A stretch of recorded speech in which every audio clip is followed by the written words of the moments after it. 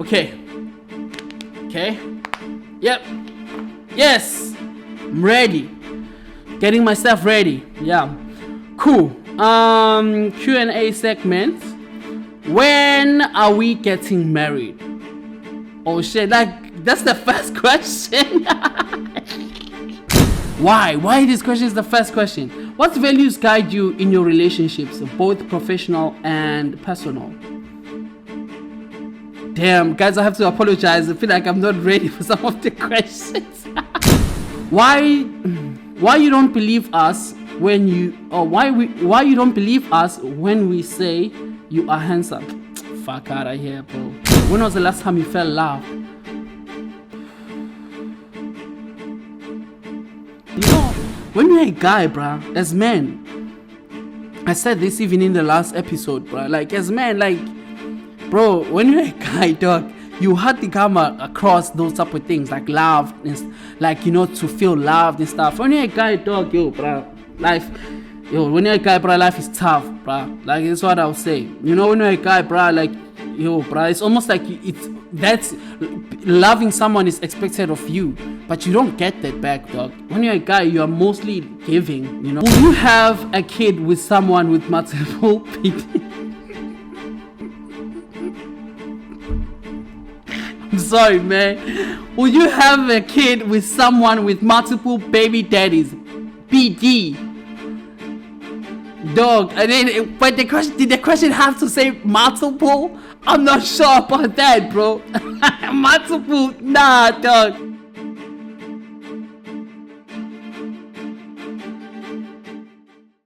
Yesterday's price is not today's price.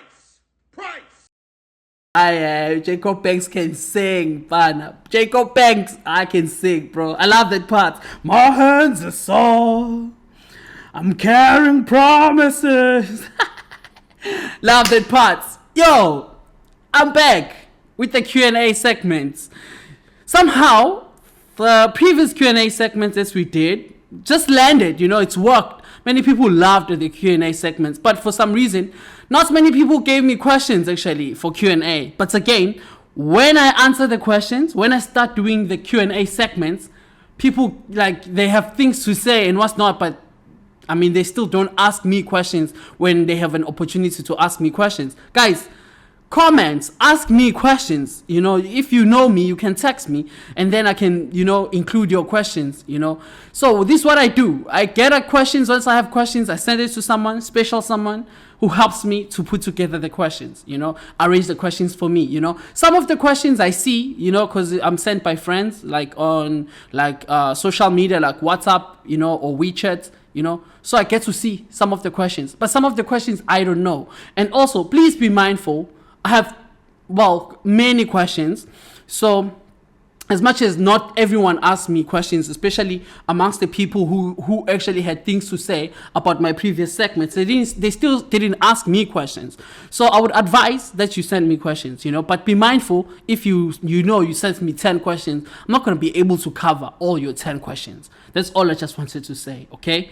And thanks everyone for the support, actually, for people who are subscribing.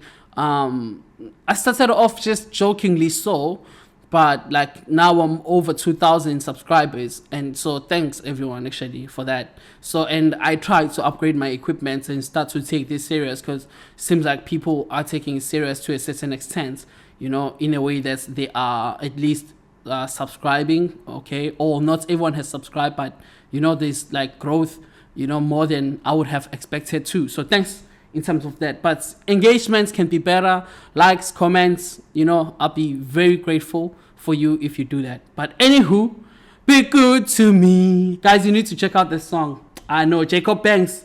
My hands are sore. I'm carrying promises. Jacob Banks is called the Be Good to Me. Yeah, nah, bruh. Jacob Banks is another level, bro. This guy, bro. Yo, to me, hands are sore. I'm carrying promises. I love that shit, bro. Jacob Banks. Now, we're back with the shebang.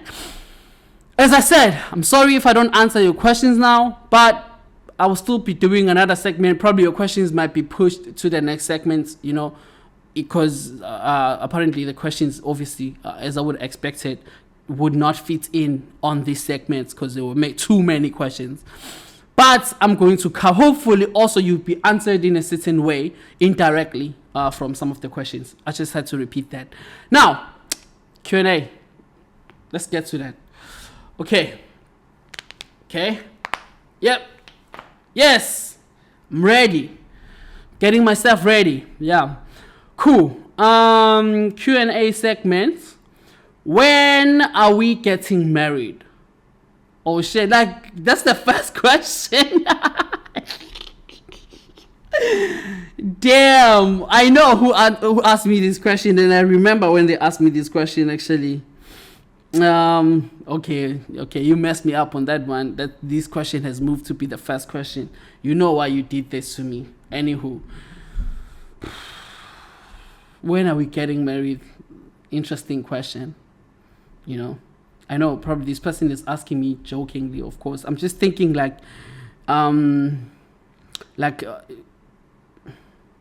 for myself, in terms of getting married.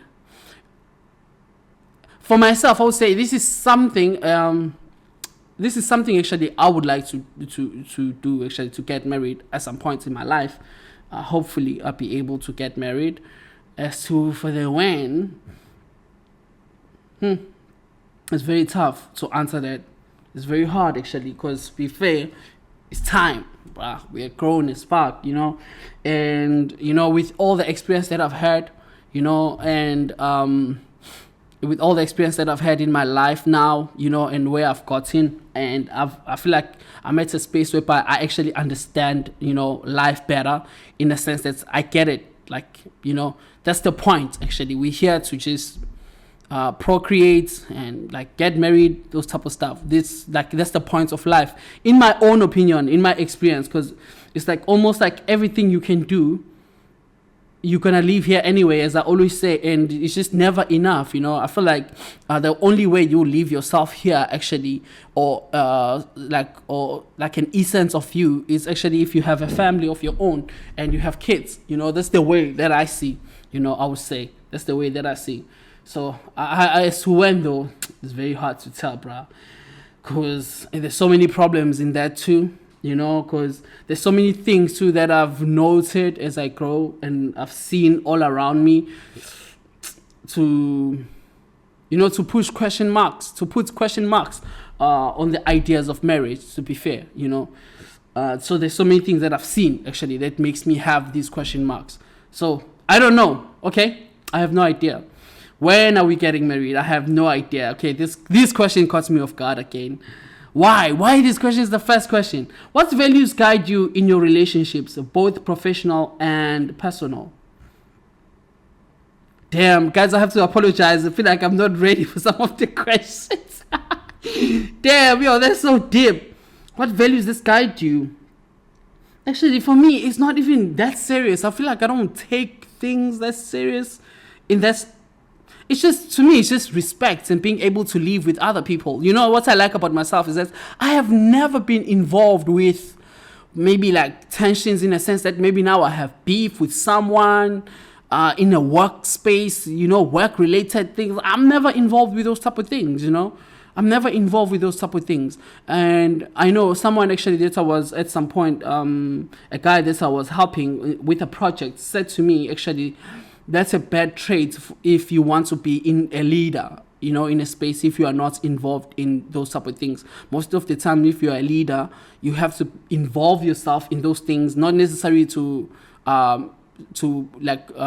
perpetrate them per se, but you have to involve them in a sense that you are a person who comes, in between as a solution and stuff like that. But you can't be a leader and just not be involved in anything that has to do with drama. Okay, that's someone's opinion, but I don't know. For me, I've never been that guy. Many people who know me, they will know me, that type of person that I am. I'm the type of person that just generally vibes with everyone or gets along with everyone. The only problem that you encounter when you are that person is that when people are beefing, you are always caught in the middle. And also, you are always used, especially women like to beef in workspaces. You are always used actually as the middle person in a way. It's almost like people want you to take sides or to decide which side you're on, in a sense. And no, I'm not in any side. So it's always been like that for me. So yeah, it's just respect. Those are just the value that I would say. Just respect, getting along with everyone, vibing with everyone. That's me, bro. That's me. Do you? Why you don't believe us when why you don't believe us when we say you are handsome? Fuck out of here, bro. That's kids, man. I'm not answering that shit. Why you don't believe us when we say you are handsome? Really? The fuck? When was the last time you fell in love? No, you felt loved. When was the last time you felt loved? When was the last time I felt loved? Shit. This deep, man. Yo, what the fuck? Why are these questions so personal? Damn. When was the last time I felt loved? Wow, these questions are so personal.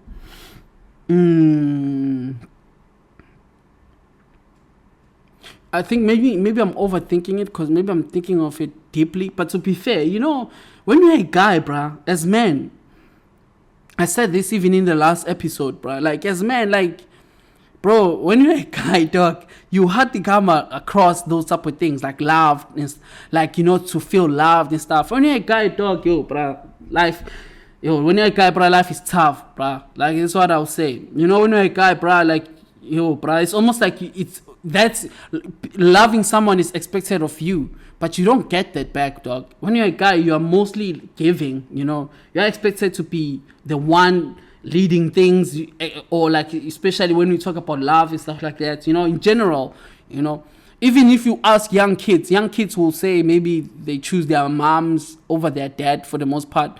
Especially maybe the dad works. At least the kids that I work with usually are like that because the dad works fast, so they don't have much of a relationship with the dad if they, So when you're a guy, bro, coming across moments where you feel loved, bro, very scarce, dog. It's very hard for me to actually answer this question because,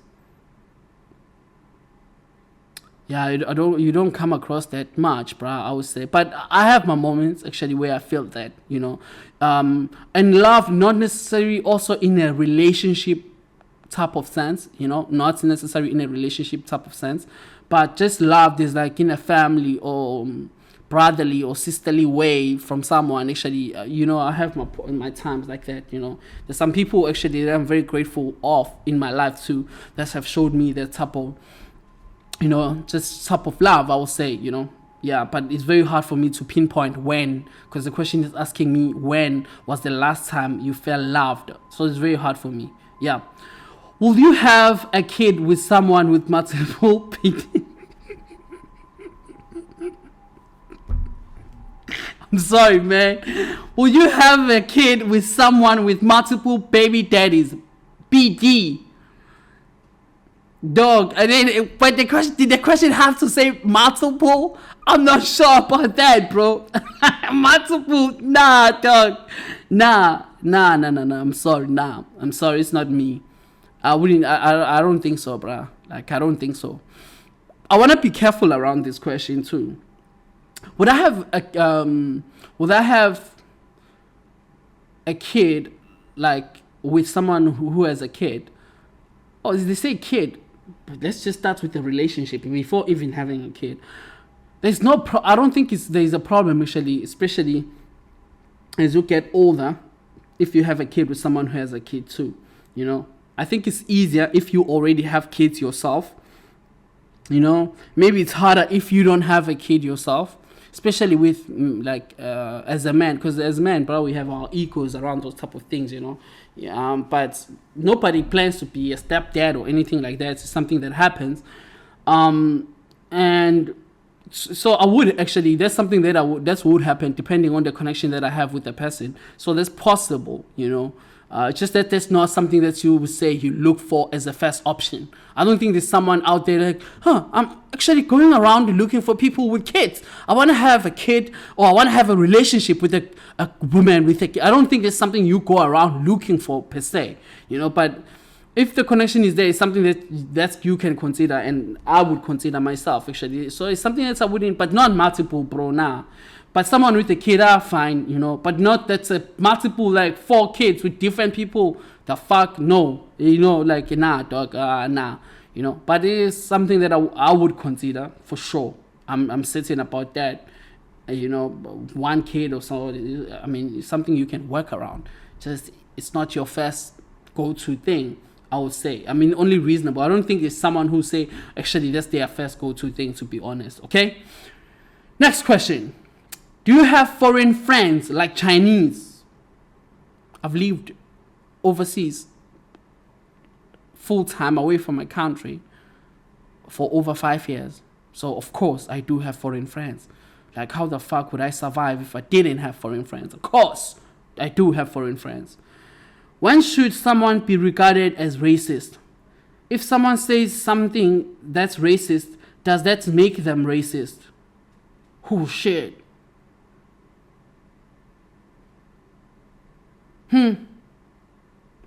When, that's a good question. When should someone be regarded as racist? And if someone says something that's racist, does that make them racist? A good question. Okay. For me, guys, please, I'm sorry if you get offended by some of these questions. I'm sorry, or my answers, for that matter. Okay, it's very hard. Actually, I like to say that up front. It's very hard to pinpoint the exact moment where you will say someone should be regarded as racist. And does it mean because someone says something that's racist? Does it make them like the racist then at that moment because they said that thing? Yeah, that's very tough. The reason I say it's tough because I've experienced these moments, where someone and there is nothing, about them that's like tells you that they are racist. They are a good person to you, good friend, they support you, they love you. They never like do something that's who you would pinpoint and like, yo, that's racist, But then there will be a moment where whether they lose their temper, whatever happens, maybe not even losing temper, not even angrily, maybe they say something that's someone else might deem as racist. It's very hard to pinpoint actually and draw the line as to when someone should be regarded as racist. This is very tough. I'll make another example. We had a teacher, I remember in high school, white teacher, was it Mr. Vandermeer or something? I don't remember actually her name, but anyway, this is an Afrikaans teacher, by the way, okay? Teaching all black kids, very important. All the kids in class were black, and the teacher is a white teacher. And she was mad because the class was just, being like, kids making noise, being rude, basically, and stuff like that, and not listening to her when she tries to tell us, yo, guys, calm down, no noise and whatnot. And for whatever reason, she just snapped and said some things that I agree, they are very racist, actually.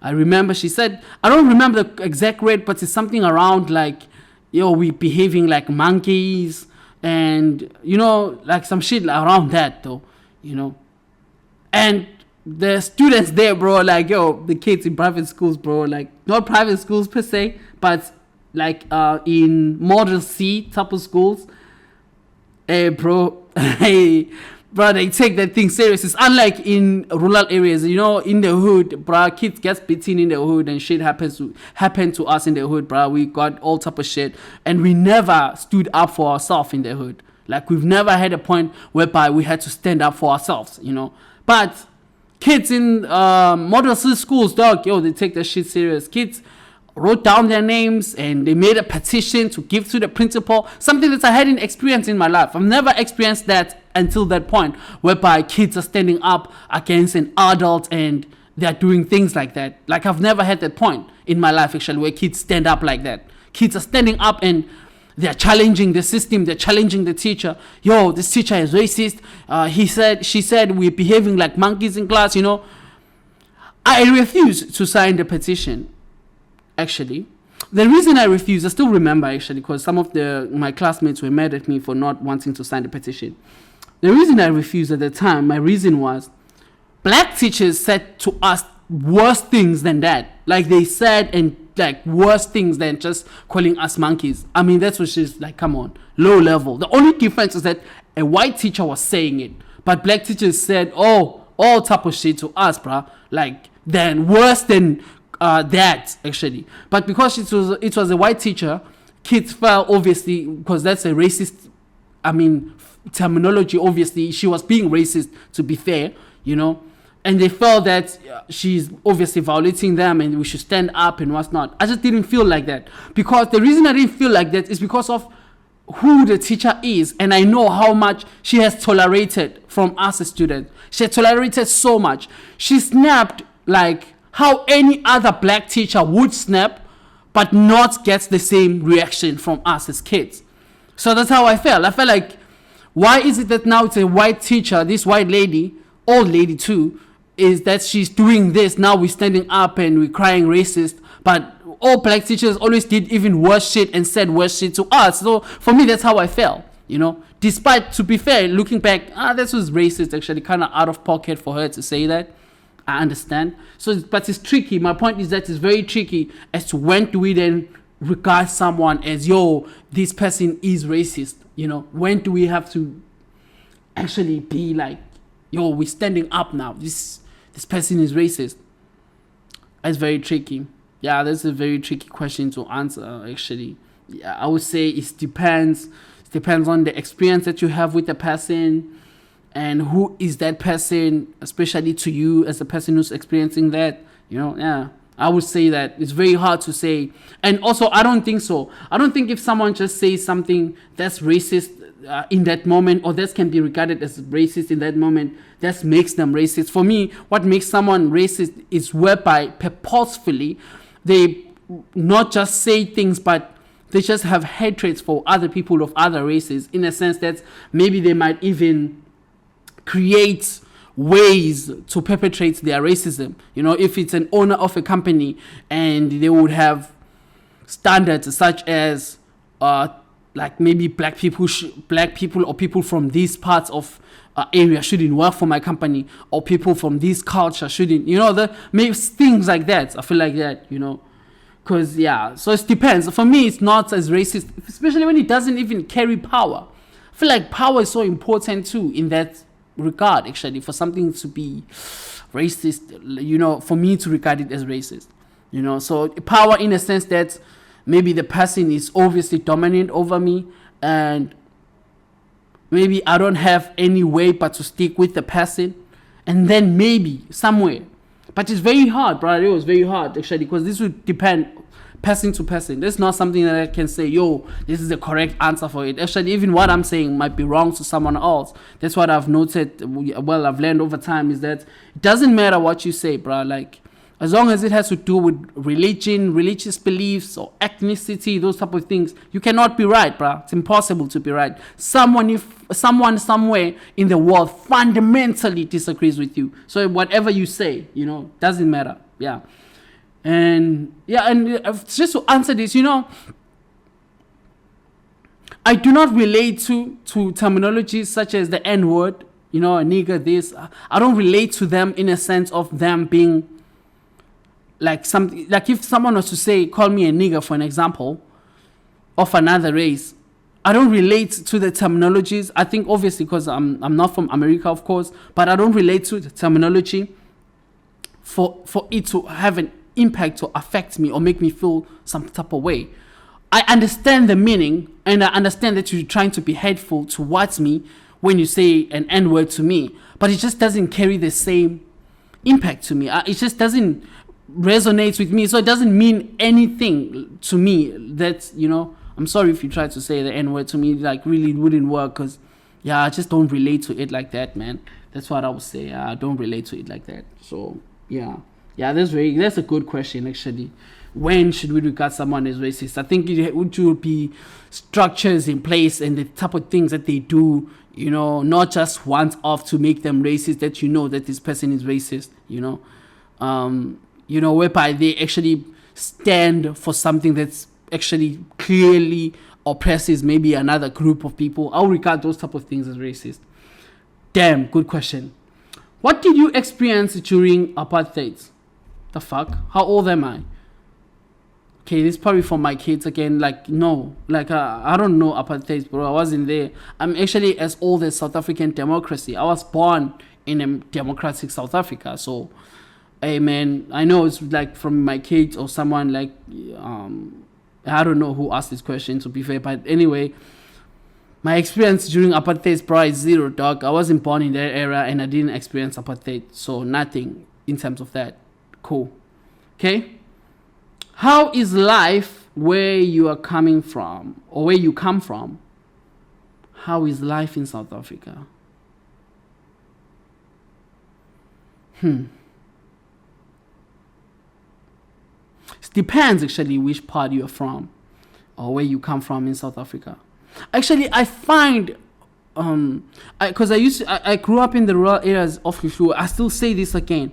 I find my life in Hluhluwe very rich, actually. This was a rich life. It's just that when I lived there at the time, I didn't see that. I didn't regard that life as rich. The life of growing up around animals, taking care of cattle, chickens and all type of animals, I just didn't see that as rich life, bro. That life is rich, bro. That life is rich. Because this is the type of life that people will pay for and go on camping things to experience. And I lived it, people pay to go to Hluhluwe reserves and stuff, and that's just right by my home. And I saw animals all the time, and these are the type of things that you take for granted when you live in that area. You don't feel too that the life is rich, at that time. You don't feel that, actually. As a matter of fact, you feel like there could be a better place to be, like you can live a better life. That's how you feel like.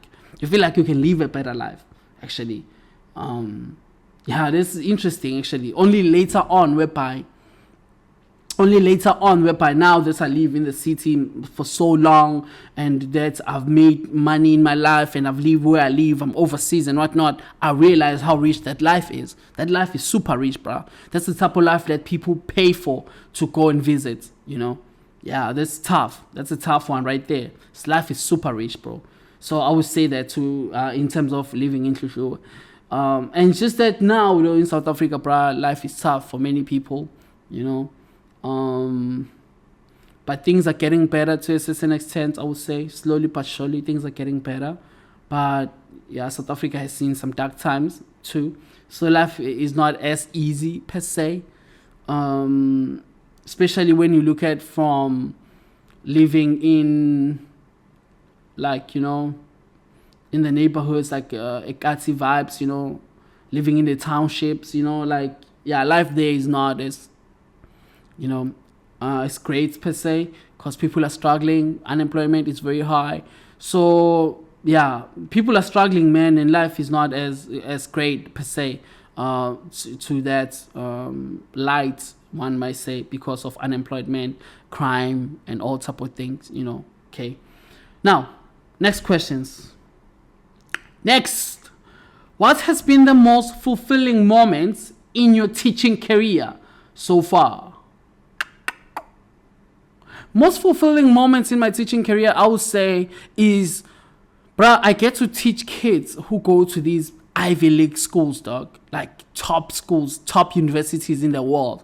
I teach kids who go there, Can you imagine teaching someone who goes to Harvard, because they had the education from you? I teach psychology, by the way, AP psychology and intro to psychology, advanced psychology and intro. I teach kids who go to fucking Ivy League schools, dog, top schools, top universities in the world. So that's fulfilling for me to know that to teach someone that goes to Harvard. What does it mean about you? I love that. So yeah, okay. Most fulfilling, I would say, is that What challenges do you face as a teacher that have surprised you, and how do you navigate them? Bruh, bruh, another thing, because the kids that I teach, let's be fair, they're very rich. These kids are rich. So you would have kids that don't want to be in class, and they don't, not because of you, or no, it has nothing to do with you. Like something in the background, their parents, family, themselves, they just don't want education. They just don't want to be there. They're just there because of the system and the government. Obviously in China, it's parents have to take kids to school, so it's against the law to allow your kids not to attend school, so it's a big deal, so for me, the most I would say is maybe something that's in education that I've faced, or as a teacher that I've faced, and it has surprised me. And how do you navigate them? It's like, for me, it's trying to get that student, that one, trying to convince them. That surprised me, that you would have a case in your life whereby you have to convince someone of education. Yeah, that surprised me, because to me, at least culturally and where I come from, it's not a question. Going to school is not a question. It's like you have to go to school. School education. No, let me not just say school. Education is a must. There isn't a way around education, and it has surprised me that you find people actually, especially the 2Ks, dog. These kids move different. You find people actually who stand there like, nah, fuck education, bro. I don't want to do this. I guess it's liberating to a certain extent, can be naive and stupidity to a certain extent again. You can regard this as naivety, maybe. But it's liberating too, in a way. I mean, that someone can actually have that choice and say, like, education is not for me. Maybe I want to do this, So it depends on how you see that. So I've navigated this in a way that I actually, for my class, I try to build a relationship with the kids, that we have an understanding where they stand, and then if they come to my class, what is expected of them. Because for me, the policy is either you are here or you don't have to be in my class. Don't come to my class then, because if that's your choice and that's your stand. So that's me. What inspired you to transition from arts into teaching, and how has that shaped your personal growth? Truth, bruh. Arts, bruh, doesn't pay. That's just the truth. I've done so many things, bruh, like in the arts. I've been on TV. I did so many things that I could, like from an artistic perspective. Arts just doesn't pay. That's just it. It doesn't have. Arts doesn't have an exclusive industry for artists. Anyone can be an artist. Teaching is exclusive. You have to get a degree to be a teacher. All other, like I would say, all other professions are like that, except for arts. Arts, you can have a degree, or you can just be an artist without needing education for it. So it's not exclusive. So it's anyone can do it. So it's not the competition per se. It's just because it just doesn't hold as much in terms of value in society, I would say. You have to be that big as an artist for you to be regarded, or be recognized for your work, Sometimes even if you are that great, if you don't have the right connections, you don't get anywhere. So for me, that's just it in terms of art, bruh. It's not like maybe I was inspired to transition, go to teaching now. It's just art just doesn't provide life for artists, I've made money in art, but it's just not enough. Like, imagine it like this. Let's say this. I remember I said this before. I think it was Slengu Mhlaba once in radio said something like this. Okay, you get a gig, something that pays you 100,000 rands. That's great money. 50,000 rand. That's good. That's great. You are doing well. But you are not guaranteed that you're going to get a gig that's going to pay you as much for the next 5 or 6 months. So this 100,000 that you just made is for, maybe the next gig you're going to get is in what, like right now, let's say we are in October right now, right? And the next gig you're gonna get is next year, April. You don't know if you're gonna get it, but you have like 5 months of nothingness, dog, of struggles where you're trying to, these 100K that you made, you have to stretch that shit forever. It's not guaranteed that you're gonna make it again too, because the next gig might be 7K that you get after several months of not making money. Then what? Yeah, so it just arts, dog, now. Because there's no guarantees around arts. That was my issue, me personally, It didn't matter to how great you are. That's another thing people need to understand. It didn't matter now, especially with arts. It doesn't matter how good you are. It's just like, as long as you are enough and you have the right connections, you can be anything in arts. That's it. You are just enough and you have the right connections. Someone can be excellent, exceptionally well and better than you in that particular field, whether you are a painter, whatever you are doing. But if they don't have the right connections, and maybe they might take longer, or they might never even reach that level that you do. Because if you think about things like football, those type of things, bro, like everything sports-wise, anything like that doesn't have like an exclusivity is much more harder, I would say, Although some jobs are also getting like that because it's easier to get the degree for them now, so they don't hold as much neither. So they don't, like, anyone can get in easily, so it's very hard, So yeah, it wasn't an inspiration basically for me to transition per se. It's just me trying to provide living for my family and having like a good life. Really, this made that. Maybe I've grown in that sense because it's responsibility, bro. You can't just be an artist and not, lights, dog. Bro, you can sing whatever you can. If you're a singer, you can dance whatever you like, dog. Who's gonna put on the lights at the end of the month? You gotta eat. You want to eat? That's what it gets to, dog. What are you gonna eat, dog? Yeah, so that's all. Okay, how do you balance your passion for the arts with responsibilities of teaching? I think I've said so much about the arts. Right now, actually, you see, right now with the podcast that I'm doing, I think this is my expression of the artist that I was, because I was doing basically dance and acting. That was my major, and that was what I was, what I had. That was the initial plan. That's what I wanted to go to. Although,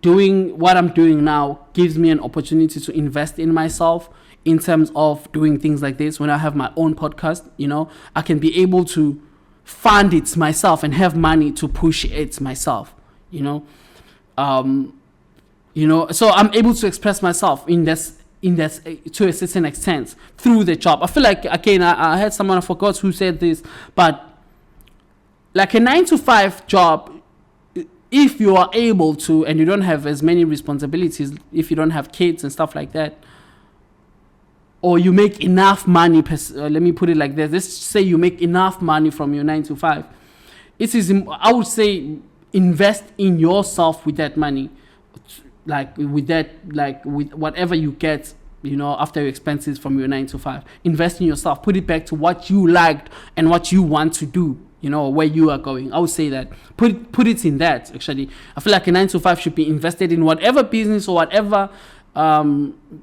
whatever you wanted to do or you want to do. Actually, it's very smart to do that, and that's what I'm doing now. Actually, I bought equipment to do a podcast now. I'm taking it serious now because it seemed like to work. Many people seem to like it, so yeah, all that's good stuff. Okay. So teaching responsibilities, teaching is easy, bro. That's another thing for me, bro. It's like, yo, bro, I just stand in front of the kids and walk, dog. I'm good at that, bro. I'm so good. I know that I'm good. I'm great at that. Like, I'm just great in front of people, dog. Like, yo, me, I can stand there and do shit, dog. So in terms of responsibilities for teaching, easy peasy. Actually, I don't even find it as like responsibilities and that deep. Actually, it's not that deep for me. Next question. Okay. Getting to an end now, okay? What would you say has been your biggest personal challenge over the past few years, especially living overseas?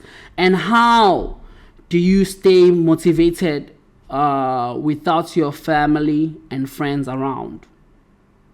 Damn, that's a good one too.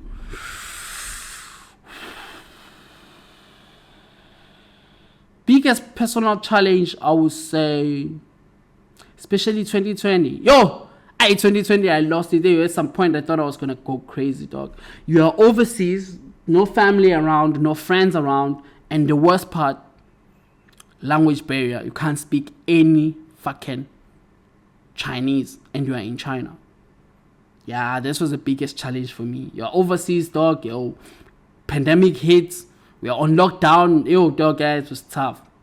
Yeah, I would say this was my biggest personal challenge, over the past few years, especially living overseas.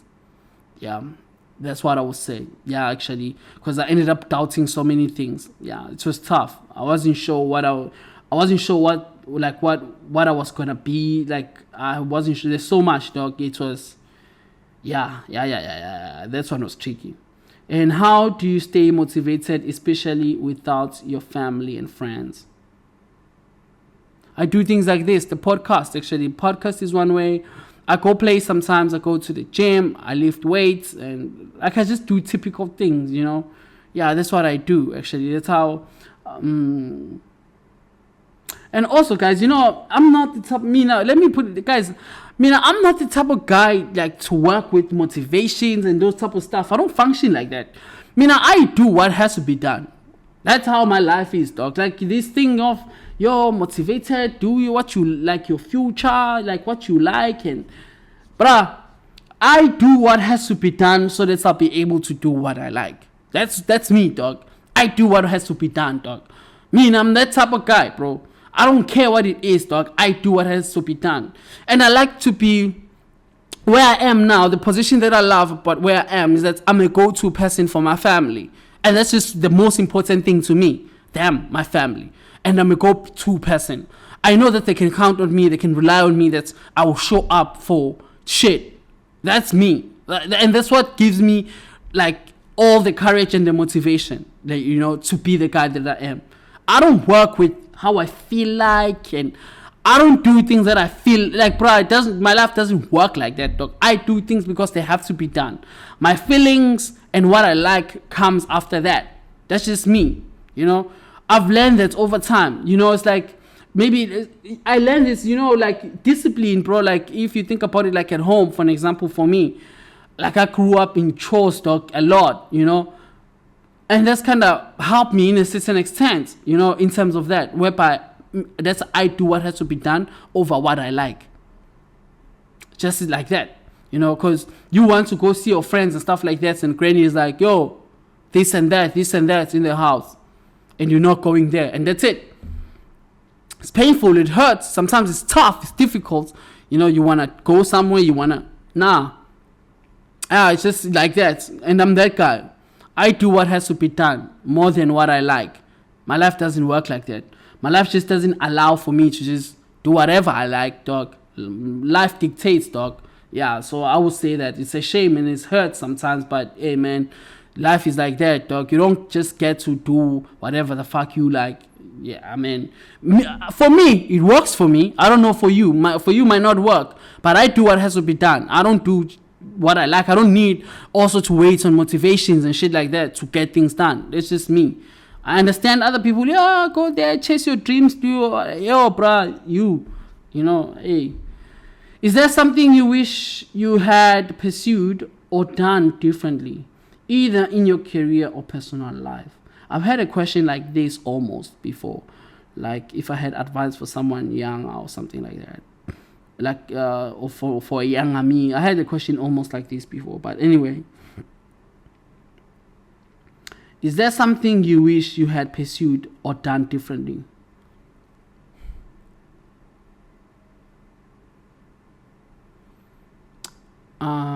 No, there is not a particular thing that I will say. No, I don't have a thing like that, bro. Nah, I'm sorry. Not really. Done differently. Nah, not necessarily. I don't think I have things like that per se. Maybe I could have taken care of myself better.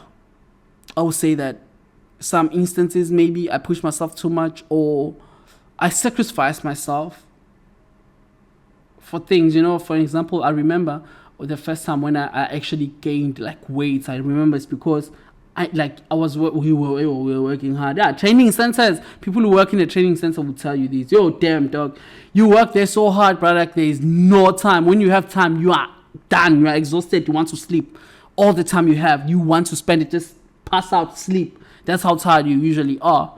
Maybe I shouldn't have sacrificed myself that much, but the choice was less. Again, me being me, I do things that has to be done, not what I like. So it was just one of those things, and I had to do that.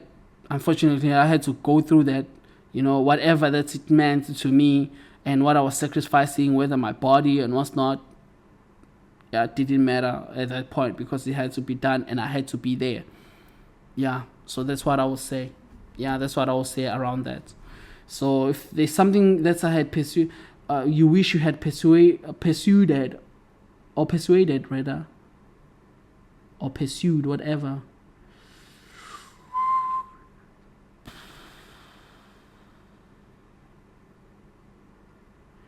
There isn't something like that. Actually, I don't think so. Because I was also me. I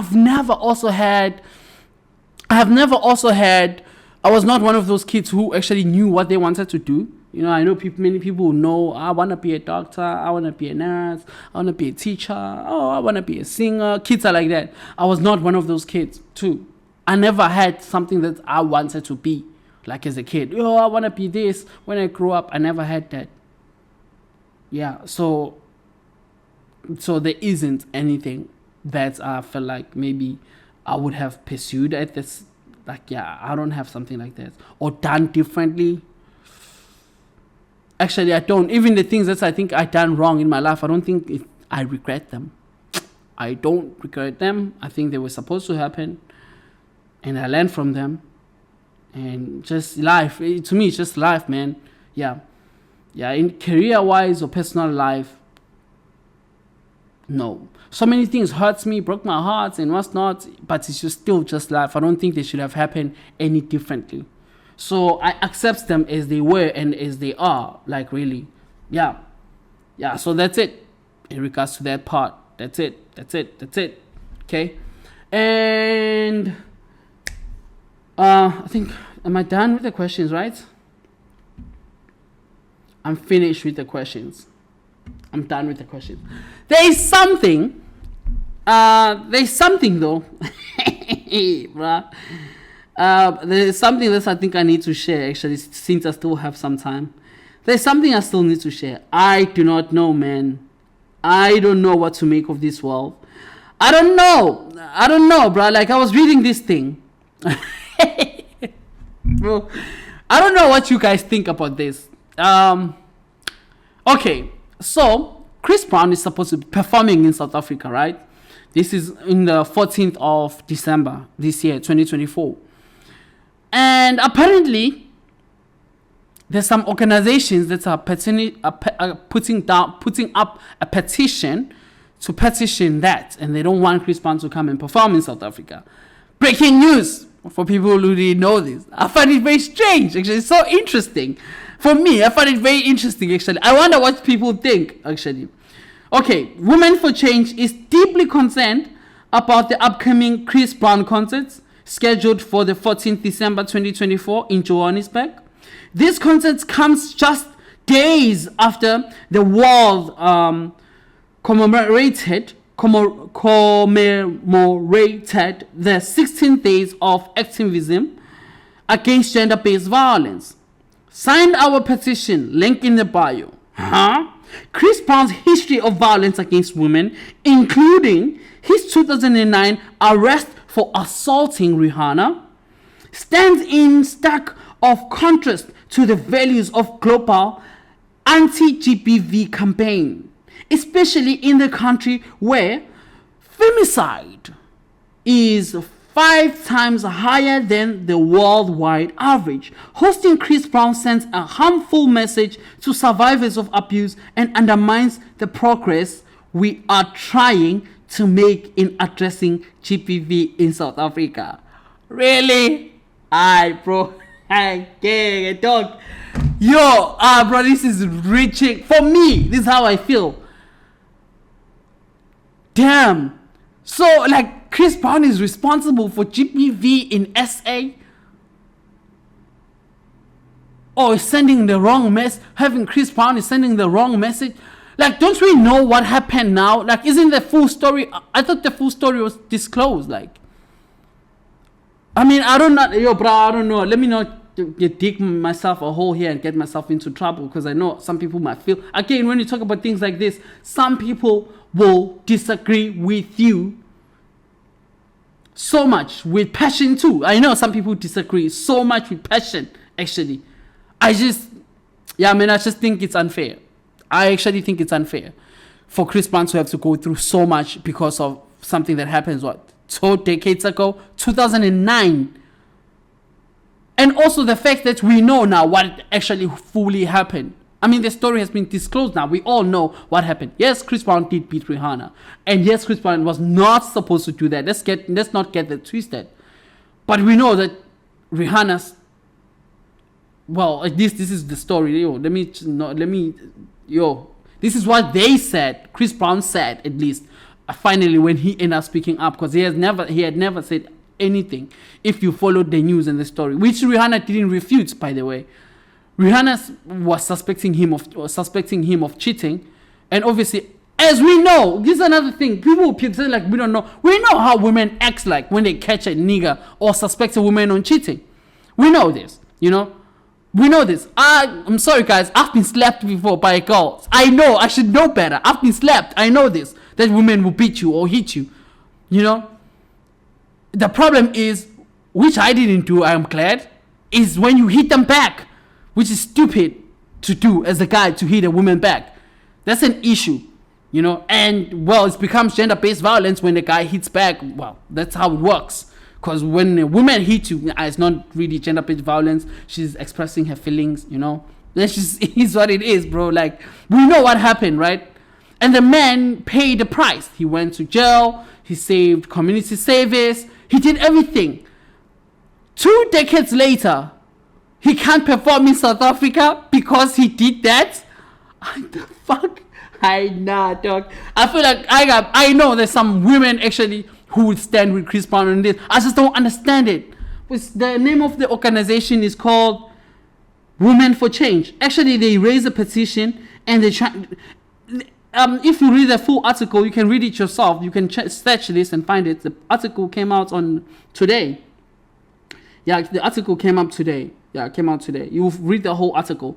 They are disappointed at the South African government, and they are not sure how did they let this happen, to let someone like Chris Brown to come and perform in South Africa. The fuck? Are you serious, bro? There's no ways. Hi guys, man. This is just, I just feel like it's so how can you put that on Chris Brown, bruh? Gender-based violence in South Africa is gender-based violence in South Africa. Yes, it is bad. Yes, it's terrible. And yes, we need to deal with it. I just don't think punishing Chris Brown is gonna solve anything, really. And this thing of, like, I don't know what you think. Like, you think people are saying there, like, because you invite Chris Brown, so that means it doesn't matter that abusers can still get away maybe with life and live their lives, even though, like, I don't know, but I don't know. I feel like there's enough now that came out from that whole incident, and Chris Brown having went through everything that he went through as a result of that you calling it now and punishing him now for performing in another. Like, I just don't get it, bruh. Like, I just find it to be extreme for me. Someone else might disagree with me, and I understand. I want to say this. I understand also that you might have a different point of view in this, and I would actually, I don't disagree with necessarily with everything maybe they say. I understand, obviously, maybe some people may feel hurt or anything like that. For me, though, I just don't think it works anyway. It doesn't help anyone. I just don't think so. I don't think so. Preventing Chris Brown from coming to perform is helping anyone. And Chris Brown has been in South Africa before. And why now? Like, he's been to South Africa before, after the whole incident, and he came to perform in South Africa, if I'm not mistaken. Forgot which year. But Why now? Why now it's important that you have to block him from performing in South Africa? That's so strange, man. That's very strange, bruh. Like, I don't understand this, bruh. Like, I'm sorry. I really don't get it. I have to say, I don't get it. Damn, though.